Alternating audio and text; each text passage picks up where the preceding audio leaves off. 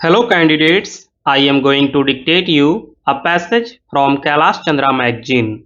So please get ready for the dictation. The dictation will start after 15 seconds.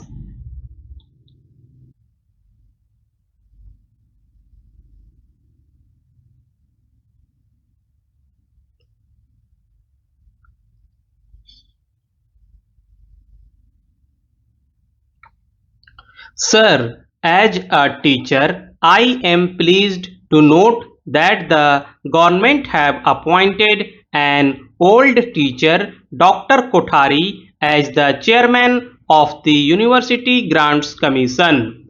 We are proud of his scholarship and of his devotion to duty, and we feel that under his able guidance the University Grants Commission would be able to render increasing service to the cause of education in this country. I am glad to know from the Education Minister that the University Grants Commission and the Education Ministry are functioning harmoniously, but I wish to point out that in the last report of the University Grants Commission, the Commission pointed out certain difficulties in carrying out its responsibilities. I do not know what steps were taken afterwards to remove those difficulties and to ensure to the University Grants Commission autonomy which is its due.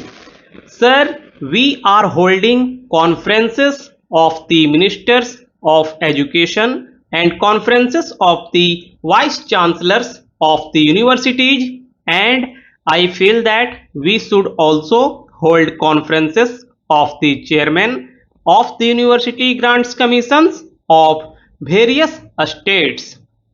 In spite of that jurisdiction, we are holding conferences of vice chancellors of universities, and we are dealing with various educational questions.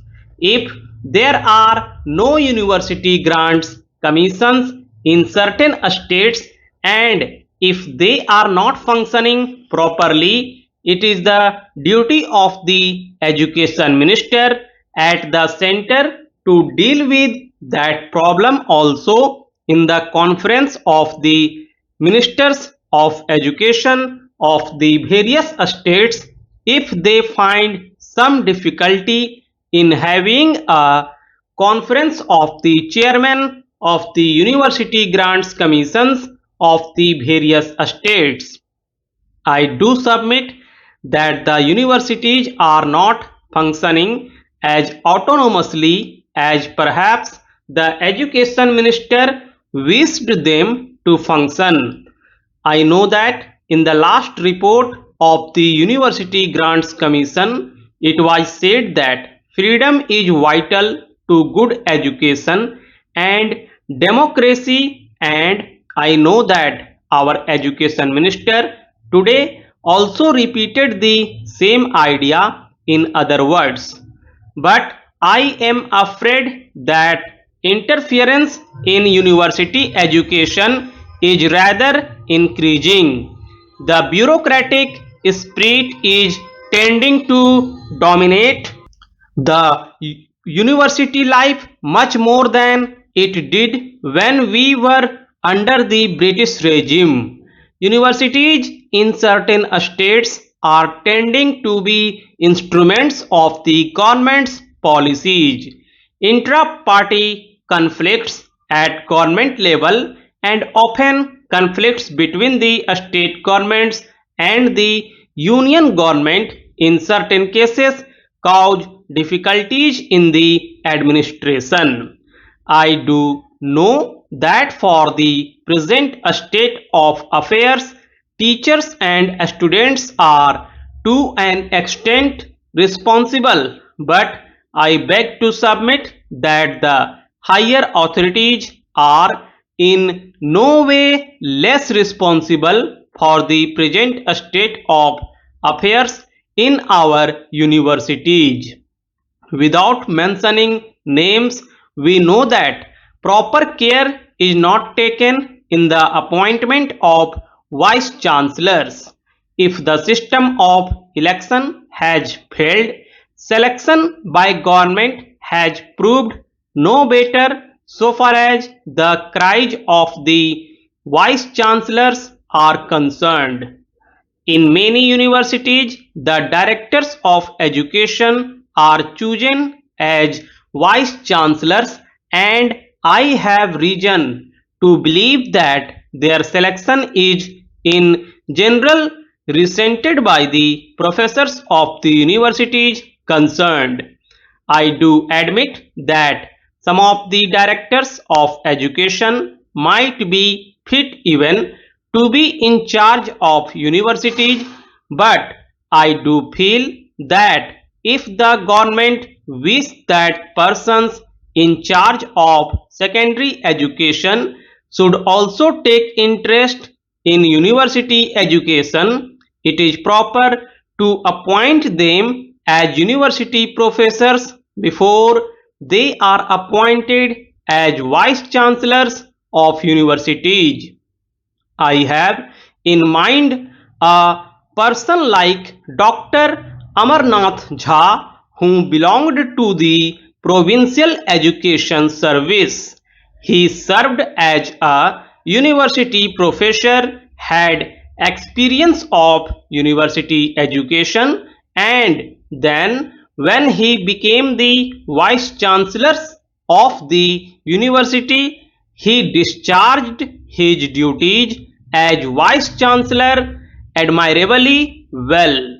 I wish to point out that personal character, wide human sympathy, interest and understanding of university education, capacity for leadership, faith in the democratic ideals, reputation for learning, and confidence of the authorities are absolutely necessary in a good vice chancellor, and proper care should be taken in devising ways and means for selecting proper persons as vice chancellors of universities. I welcome the new pay scales of teachers of the central universities. I do wish to point out that there is a great need for the amalgamation of the grades of lecturers and readers. Most of the teacher conflicts are due to these two grades of lecturers and readers, and greater harmony will prevail among teachers in case the two grades subject to certain efficiency bar are amalgamated. I do feel that there is no marked difference in the abilities of teachers of central and state universities, and there is need for equalization of the pay of teachers of state universities. Whoever may be responsible for the difference in pay, the country would suffer if there is no equalization of pay, because disaffection would continue, and this will tend to spoil the university life and standards. I wish to point out that some system of transfers should be encouraged by the University Grants Commission.